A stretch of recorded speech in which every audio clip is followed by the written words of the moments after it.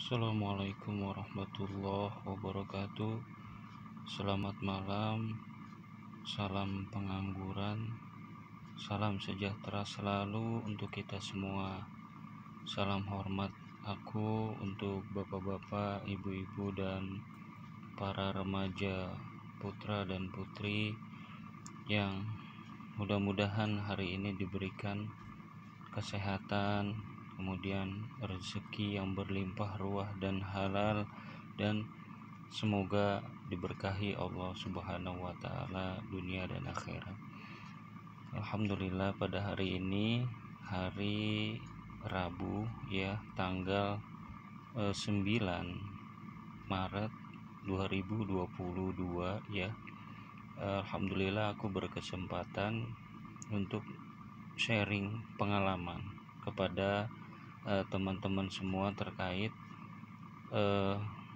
meneruskan konten video aku yang sebelumnya ya teman-teman semua, cara cepat kilat menumbuhkan pohon anggur bagian yang kedua, yang mana pada video yang pertama itu aku sharing kepada teman-teman terkait lebih fokus kepada media tanamnya, yang mana aku juga sharing kepada teman-teman terkait media tanam, kemudian juga kondisi pohon ya, beberapa pohon yang ada di depan rumahku yang begitu tumbuh signifikan ya. Di video aku itu ada kata-kataku bahwa 3 minggu ini baru 3 minggu kemudian tumbuh tunas banyak. Itu sebenarnya salah ya, sebenarnya baru 2 minggu bahkan teman-teman ya. Alhamdulillah baru 2 minggu sedemikian signifikan numbuhnya ya. Nah, pada malam hari ini aku fokus kepada metode bagaimana metode pemupukannya ya, yang mana teman-teman banyak bertanya juga, ada yang WhatsApp ya bertanya metode pemupukannya seperti apa. Nah, aku sampaikan kepada salah satu kawan kita ya, bahwa ada salah satu konten yang membahas masalah pemupukan yang aku buat ya, metode pemupukan yang aku buat itu yaitu versiku 1 dan 2. Nah, setelah dilihat konten video tersebut ya, mungkin ada yang kurang paham juga. Nah, pada malam ini aku memperjelas situasi dan kondisi detailnya itu seperti apa sih versiku 1 dan 2. Nah, pemupukan ini insya Allah aman ya, aman, kemudian anti overdosis karena dengan dosis yang rendah tapi terus menerus ya.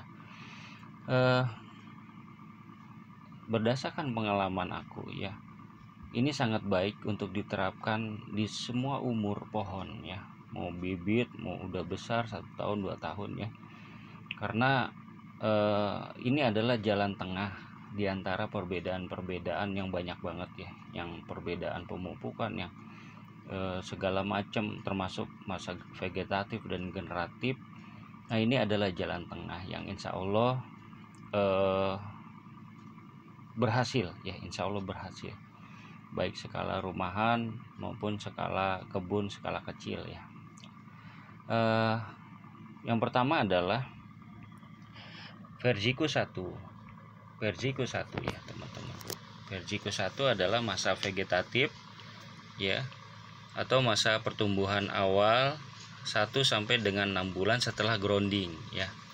Yang perlu dipahami sama teman-teman adalah media tanamnya udah matang, udah siap tanam. Dan kemudian yang kedua, pertama media tanam udah matang, udah siap tanam. Kemudian yang kedua adalah menanamnya di musim kemarau dan sama sekali tidak terkena air hujan ya. Itu yang penting, itu dulu situasinya, menanam di musim kemarau dan sama sekali tidak terkena air hujan. Apabila teman-teman mempunyai greenhouse atau pekarangan rumah yang atapnya itu bening, itu nggak masalah, diterapkan terus menerus walaupun musim hujan tidak masalah. Nah, ini lebih kepada metode pemupukan ya. Nah, inilah aku mau share ya, dalam 1 minggu ya, hari Senin itu NPK 16 atau NPK grower ya, dosisnya 1 sendok makan ditambah dengan 5 liter air. Kemudian hari Selasanya air cucian beras, POC ini sebenarnya nih. Ini POC air cucian beras, dosisnya 1 liter saja ya.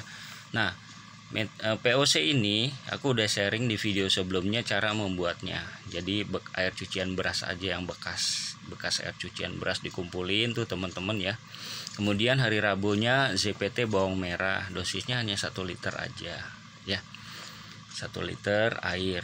Jadi cara pakainya bisa teman-teman lihat di video aku yang sebelumnya ada tuh ya, dosis dan cara membuatnya. Murah, 10.000 bisa dipakai, insya Allah bisa berbulan-bulan ya. Kemudian hari Kamisnya NPK 16 atau NPK grower ya, dosisnya sama. Ini dosisnya sama, 1 sendok makan ditambah 5 liter air atau AB Mix Girifarm. Jadi teman-teman kalau misalkan ingin menggunakan ya, nggak pakai ini lagi, nggak pakai NPK 16 atau NPK grower, teman-teman pakainya AB Mix Girifarm. Nah, aku ini pakai AB Mix Girifarm. Ini luar biasa ya, Masya Allah, mantep. Pakai ini mantep bener, Insya Allah mantep banget. AB Mix Girifarm buah, di sini ada buah nih, karena ada sayur ada buah. Nah, aku pakainya Girifarm. Nih, AB Mix Girifarm ini cenderung untuk hidroponik, biasanya dipakai untuk hidroponik, tapi aku pakai buat cemilan tanaman aku, luar biasa Masya Allah. Nah, AB Mix Girifarm ini nanti insya Allah aku mau buat lagi konten bagaimana sih cara meraciknya dan penerapan di pohonnya ya, itu. Kemudian hari Jumatnya kembali lagi ke POC air cucian beras, dosisnya hanya 1 liter. Hari Sabtu JPT bawang merah lagi, dosisnya hanya 1 liter. Kemudian hari Minggu, nah ini terserah nih kondisi teman-teman. Kondisi teman-teman punyanya apa nih, air kolam ikan kah, atau aminosan, atau asam humat, terserah diantara ini aja, atau kohe kambing yang halus ya, atau kotoran kelelawar atau kompos gitu. Dosisnya berapa kohe kambing, sama seperti aminosan. Aminosan itu untuk tanaman yang masih bibit 3 sendok makan selama 10 hari sekali. Kalau udah dewasa di atas 6 bulan 7 bulan, aminosan itu 7 atau 10 sendok makan. Kalau kohe kambing ini aku sih pakai seminggu sekali ya, ini 3 sendok makan yang halus itu ditaburin di 1 pohon. Kohe kambing yang halus, murah. Aku nyetok di rumah ada 4 karung, yang 1 karung itu ukuran sekitar 50 kg.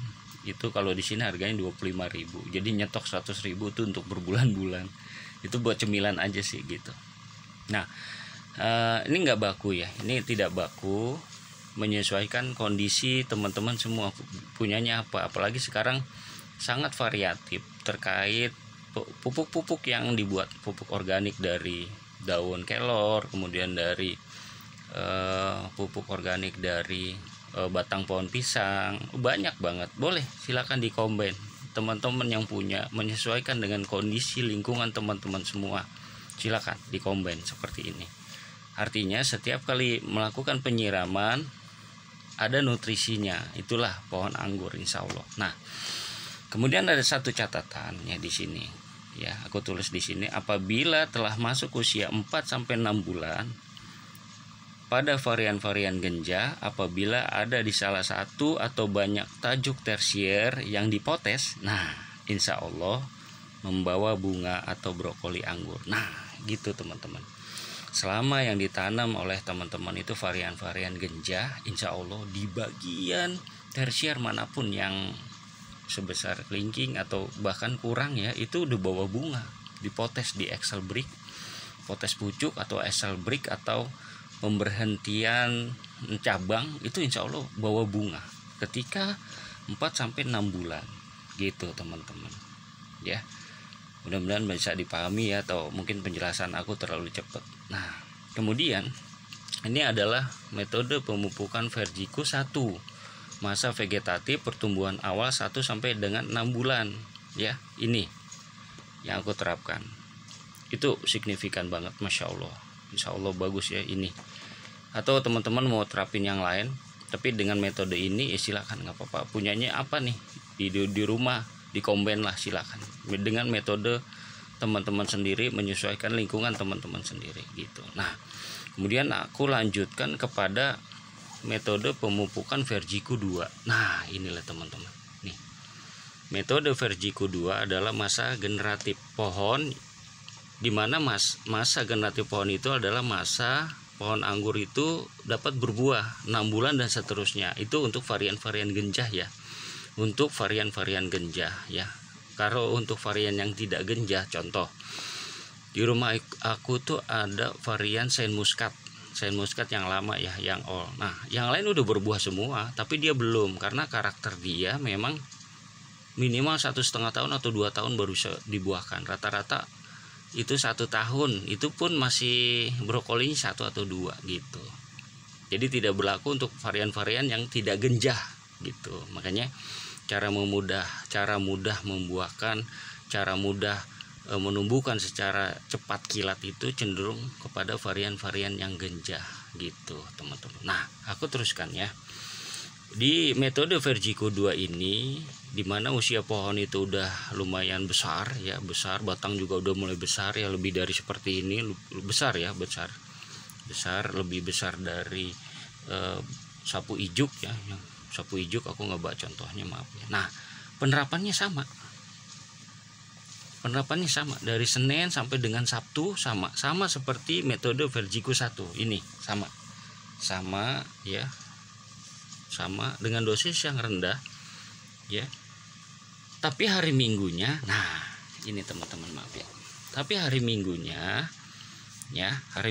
ini aku terapin ini MKP, KNO3 dan boron. MKP-nya itu dosisnya 1 sendok makan, kemudian KNO3 putihnya itu setengah sendok makan, boron 1/4 sendok makan.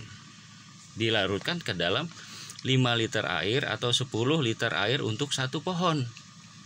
Gitu teman-teman. Setiap 1 minggu sekali. Ketika usia tanaman udah di atas 6 bulan atau 5 bulan. Nah, alasannya apa? Nah, alasannya gini teman-teman.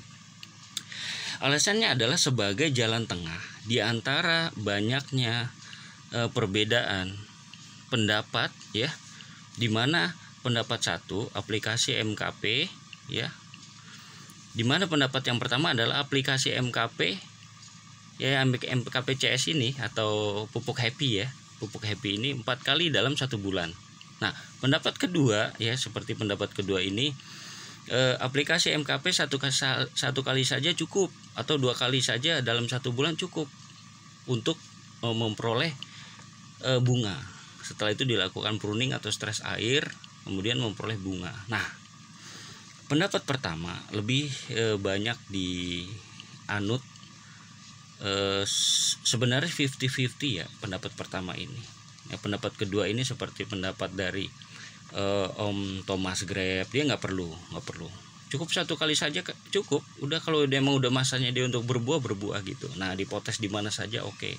Nah, metode dari Om Thomas ini lebih kepada SPAP ya, itu bagus juga teman-teman. Nah, berdasarkan pengalaman yang kemarin, aku mau follow teman-teman juga ya, skala perkebunan juga, sekelas Wet Garden juga, penerapan ini aplikasi ini MKP CS 4 kali itu banyak yang zong, sudah di stres air, aplikasi 4 kali dalam 1 bulan, stres air, kemudian pruning, hasilnya zong, padahal varian-varian genjah. Dan teman-teman aku juga sama seperti itu. Nah, aku ambil jalan tengah. Bagaimana caranya?